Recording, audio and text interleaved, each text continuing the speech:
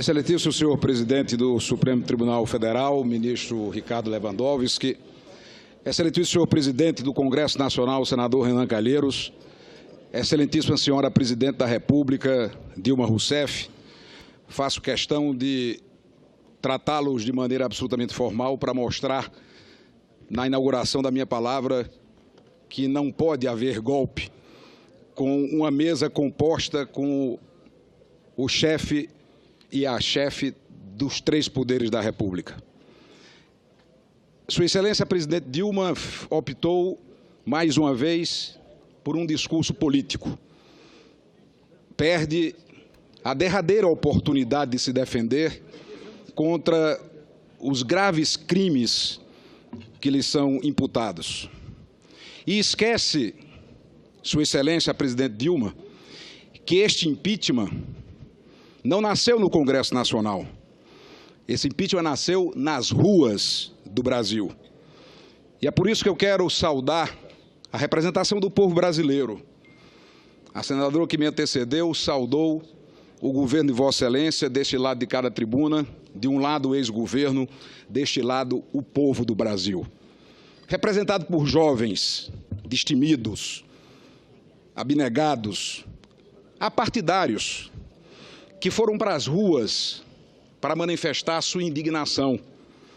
Porque golpe é vencer uma eleição mentindo a um país. Golpe é quebrar uma empresa como a Petrobras. Golpe é fazer terrorismo contra os mais pobres, como em todas as eleições fez o partido de Vossa Excelência. Vossa Excelência diz que respeita o Senado Federal, desde que seja absolvida. Respeita o devido processo legal, desde que seja absolvida. Me parece aquele pai que diz ao filho: meu filho, você pode torcer por qualquer time, desde que seja pelo Flamengo. Ora, o que estamos vendo aqui hoje é um espetáculo político e não uma defesa. Com a máxima vênia, Vossa Excelência não responde às perguntas. Tem um script pronto, tanto faz se perguntar sobre pedalada fiscal, sobre decretos, que a resposta é a mesma. E creia que justificativas e desculpas em torno de crises internacionais, que foram chamadas, inclusive, no passado de marolinhas, não funcionam como defesa. A proporcionalidade da pena que Vossa Excelência reclama não pode ser questionada porque é o que está previsto na nossa Constituição. E os atos criminosos praticados por Sua Excelência, por Vossa Excelência, dos quais não há defesa, porque quando a lei orçamentária autoriza a abertura de crédito suplementar, é sob uma condição, e esta condição foi desrespeitada por Vossa Excelência. Não estamos aqui discutindo contingenciamento, meta fiscal, não se trata disso, isso é fugir do crime. O crime reside, eu quero que, por gentileza, Vossa Excelência encare essa questão, é a abertura do crédito suplementar sem autorização legislativa. A pena é severa demais? Não. Severo são 12 milhões de desempregados. Duro é conviver com um país que está há 3 anos em recessão, indústrias fechando, comércio encerrando suas atividades, um povo sem esperança, desiludido. Isso sim é grave. E toda essa grave crise, a maior da nossa história, é consequência dos crimes que Vossa Excelência cometeu. O Brasil vive hoje a maior crise da sua história, com um custo altíssimo para o nosso povo, em decorrências desses crimes. E não é pouco isso, presidente Dilma. E, ao final, lhe pergunto, quantas reuniões a senhora participou para discutir, elaborar, criar o Plano Safra?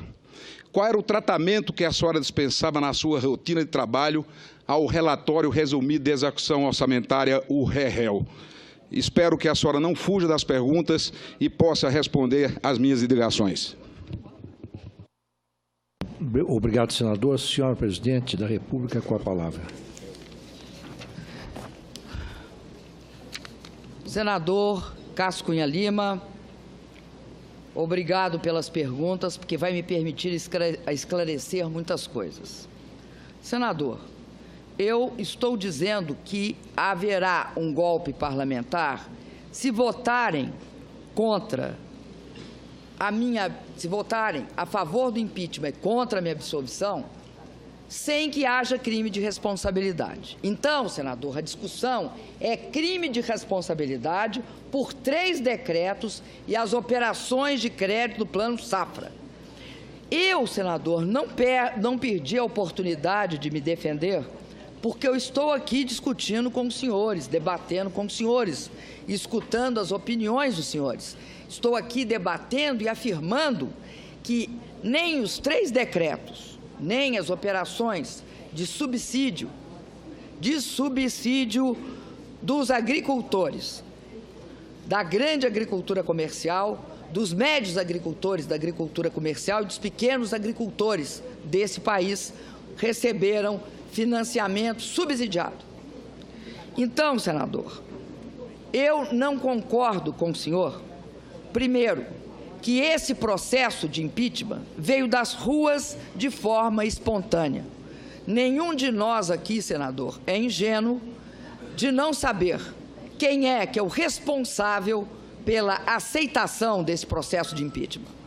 Então, eu vou lembrar ao senhor o que foi amplamente noticiado pela mídia e que até o próprio acusador, um dos acusadores aqui presentes, declarou à imprensa que a aceitação do meu pedido de impeachment tratava-se de uma chantagem explícita do senhor Eduardo Cunha, com a qual, infelizmente, vocês se aliaram. E aí, senador, o que acontece? Acontece que esse processo começa com 500 propostas diferentes.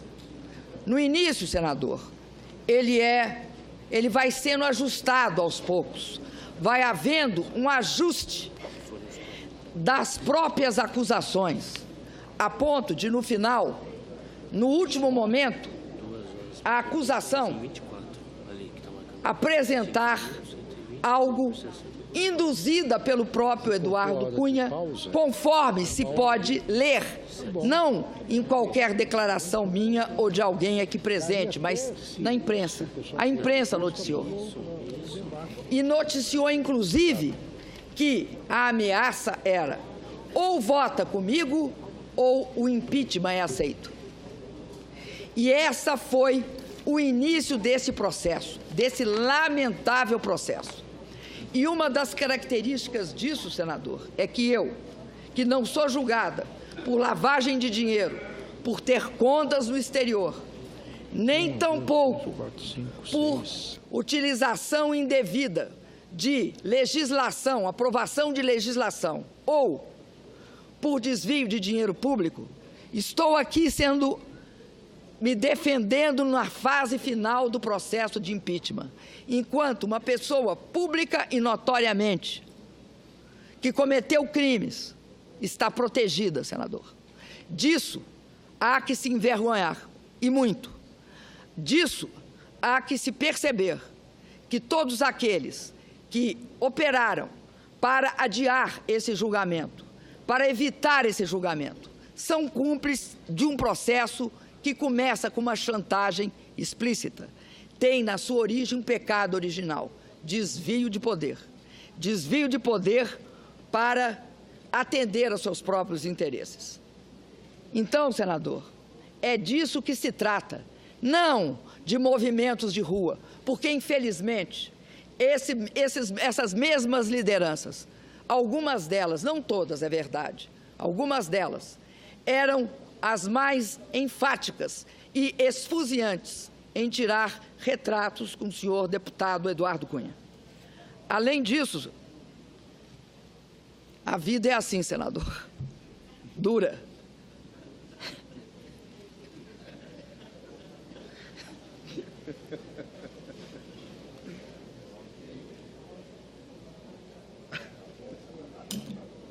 Então, senador, não há como se falar da espontaneidade desse processo. Eu acho, senador, que a gente aqui tem o direito de se expressar, tem todo o direito de uns e outros disserem não, é verdade, não, outro fala não, é mentira, mas nós não podemos adulterar os fatos que estão registrados na imprensa brasileira, apesar de todos os preconceitos que ela expressou contra meu governo. Eu acredito, senador, que desde que se prove crime de responsabilidade, isso não será um golpe. O meu problema é que eu tenho certeza absoluta que não se trata de crime de responsabilidade. Eu não estou dizendo que é em si um golpe. O que eu estou dizendo é que agora, se aprovado esse processo de impeachment sem crime de responsabilidade, ele será um golpe parlamentar. Um golpe que não foi nós que inventamos essa terminologia. É amplamente, integra toda a literatura política a esse respeito. Eu não vou aqui repetir os decretos de crédito suplementar, nem as autorizações legais para subvenção aos subsídios, aliás, para pagar as subvenções ou subsídios dos agricultores familiares. Mas eu queria concluir, senador, dizendo o seguinte: é fato que o Plano Safra é algo que não fomos nós que criamos. Nós não inventamos o Plano Safra. O Plano Safra é uma prática, eu já disse, talvez a única autorização de subvenção que não havia divergência contra ela, explícita pelo menos, não conheço, explícita não conheço. Contra subsidiar o Minha Casa Minha Vida, eu sei que tinha. Contra pagar a Bolsa Família, eu sei que tinha. Mas contra o Plano Safra não havia questionamento da importância dele para a economia brasileira, para os agricultores pequenos, médios e grandes. Ninguém discutia. Ninguém discutia que era importante financiar o aumento da produtividade agrícola e pecuária do Brasil através da maior ampliação feita no que se refere a financiamento de máquinas e equipamentos agrícolas. Desafio a mostrar aqui quando e onde foi feito o maior financiamento do que nós fizemos. Então, senador, eu quero concluir dizendo o seguinte: dura mesmo, senador, é o não reconhecimento de que houve uma crise no Brasil. Se nós vamos começar a mostrar tabelas, eu também vou mostrar tabelas. Não gosto de mostrar tabelas, não, porque sempre me acusaram de gostar de PowerPoint. Mas eu vou mostrar tabelas. Basicamente, aquelas que dizem respeito ao momento da queda, tanto dos preços do petróleo, quanto o momento da queda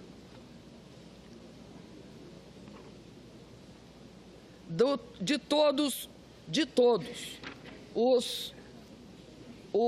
as commodities. Então, vamos, e do aumento da taxa de câmbio. Vamos, então, o petróleo. Esta parcela, esse quadrado não, retângulo, ele mostra justamente que começa em outubro de 2014. Não está dado ao longo de todo o ano de 14.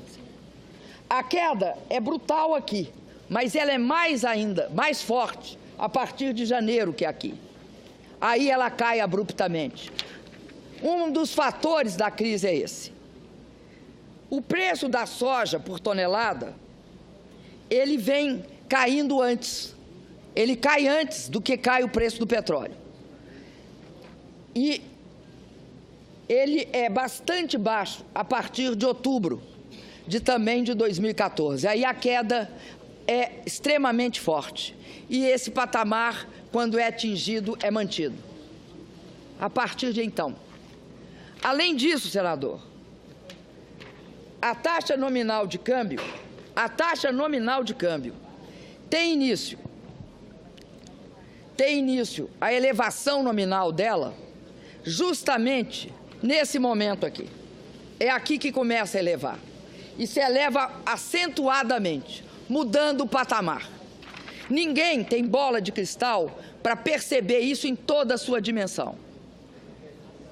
Quero dizer também, para me não alongar muito, que o próprio índice de todas as commodities, ele passa por um processo de queda, que é influenciado, só não é maior porque o petróleo segura, mas é influenciado pela queda de todas as commodities. Não inventamos isso, senador, e não inventamos o momento em que ocorreu.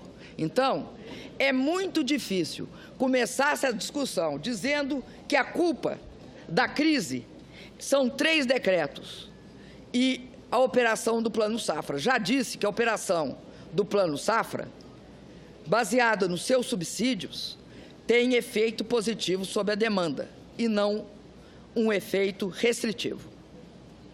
Muito obrigada, senador. Agradeço.